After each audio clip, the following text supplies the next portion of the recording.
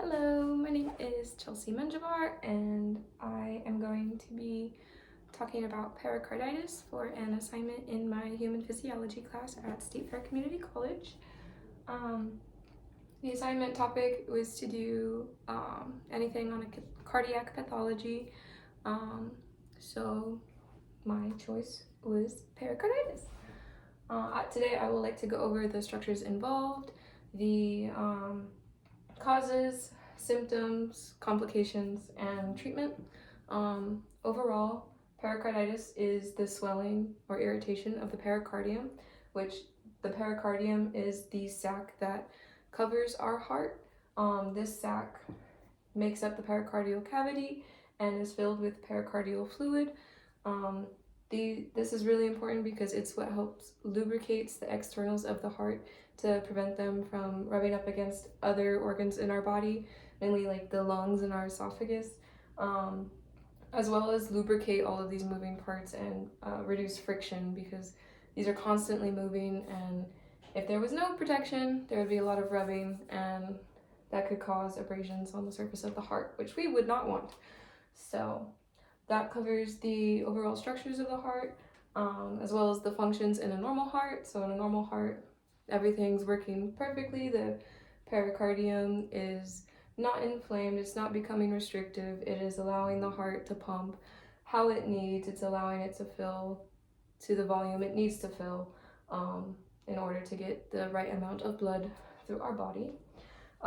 Causes, it can be idiopathic, which means there are no causes. Can result from infection, so whether that's an infection of the heart itself or just a general infection in our body, the elevated white blood cells can cause inflammation, and sometimes that can be around our heart. It can result from heart attacks or damage to the heart, because that would cause inflammation and inflammatory disorders, so things like lupus. You don't know what part of your body it's necessarily going to attack, and if it chooses the pericardium, then you would be left with pericarditis. Symptoms, I'm going to list in the least severe to most severe, so because pericarditis is one of those things that it's not life-threatening to start, but if it becomes chronic, it can turn into more complicated versions of itself and become more severe or like life-threatening. So to start, you'll obviously have chest pain because your heart will be inflamed. A cough can result, fatigue, shortness of breath, and leg swelling.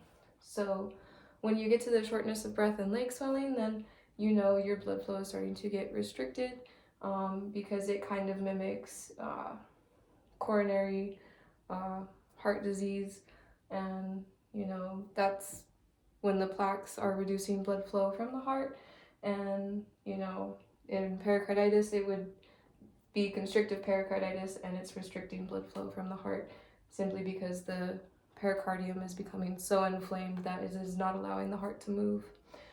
The complications that can result would be pericardial effusion, which is the swelling of the pericardial, not swelling, but buildup of the pericardial fluid, which can increase pressure on the heart.